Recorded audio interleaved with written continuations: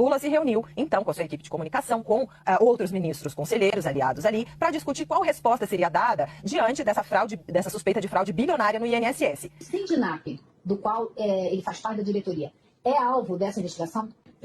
O irmão do presidente Lula não é alvo da operação, não é investigado na operação.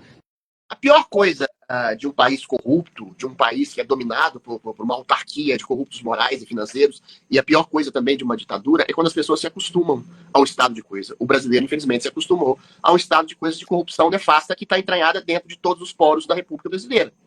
Quando você teve o mensalão e teve inúmeras pessoas condenadas, comprovadamente condenadas por desviarem recurso público para dar no bolso de deputado, quando você teve todo o esquema do Zé Dirceu, Augusto Quem, Alpalote, dizendo de maneira clara que houve roubo, essas pessoas foram para a cadeia. Quando você teve o Petrolão, idem. Diretores da Petrobras, diretores partidários, confessando de desvios públicos. Quando você teve o Lula condenado, confessando desvios públicos da Odebrecht, da OAS, ganhando apartamento, ganhando sítio, ganhando propina. Quando você teve o nosso querido Frei Chico, irmão do Lula, recebendo aposentadoria especial, propina de Odebrecht, da OAS, todo mundo indo para a cadeia, todo mundo sendo condenado, houve a esperança de que o país pudesse sofrer uma limpeza interna da sua autarquia de corruptos. Agora, quando todo mundo foi solto de novo, quando todo mundo foi colocado na rua, quando a Lava Jato foi destruída pelo Supremo Tribunal Federal, quando o STF, o Supremo Tribunal Federal, tirou o Lula da cadeia, um homem condenado com fartura de provas por corrupção passiva e lavagem de dinheiro, para se tornar novamente presidente da República, numa eleição para lá de suspeita, em que o TSE, puxadinho do STF, praticamente fez campanha para o Lula. Aí as pessoas... E quando você vai para a rua e é criminalizado como golpista, como terrorista, como atacante do Estado Democrático de Direito, as pessoas entraram numa espiral de letargia. Quando você, sobretudo, coloca um chefe da Polícia Federal que faz propaganda pró-governo, que limpa a barra do irmãozinho do presidente que recebeu propina lá no passado, comprovadamente recebeu propina. E quando você coloca o INSS para ser uma central de corrupção, para roubar dinheiro de velhinho, de aposentado, as pessoas... O que a gente pode fazer?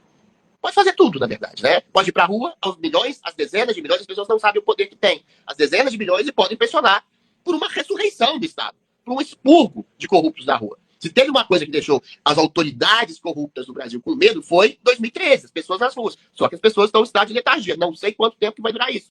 Porque a gente vive no Brasil hoje um inferno, em que todas as instituições estão aparelhadas por gente corrupta, moralmente e financeiramente corrupta, são lacaias de uma ditadura, lacaias de um governo federal completamente espúrio, que rouba velhinho, que já roubou todo mundo no Metrolão e no Petrolão. Todas essas pessoas já foram condenadas, já foram comprovadamente corruptas. Essas pessoas voltaram ao poder. Então a gente vive um estado surreal de coisas, Marco Antônio. Se não houver eleição popular dentro, claro, das bases da democracia, de pessoas indo na rua, o Brasil, não é que ele vai pro buraco, o Brasil está no buraco. A gente está cavando um alçapão no buraco. Agora, há possibilidade de insurreição. A maioria dos governadores, deputados, senadores, são de direita, são conservadores, são contra esse governo, não fazem nada, ou por leniência, ou por adaptação a esse governo que está aí. Então, o telespectador, o cidadão, o eleitor brasileiro, vê isso tudo de camarote e percebe, para onde que eu vou, o que eu faço? Se nem quem eu votei, quem eu represento, não faz nada por mim o tempo inteiro. Ou seja, existe um cansaço, uma fadiga de um princípio de rebeldia que é massacrada o tempo inteiro no Brasil por essas mesmas autoridades espúrias que arrebentam com a nação, com a liberdade, com a democracia e com a probidade administrativa.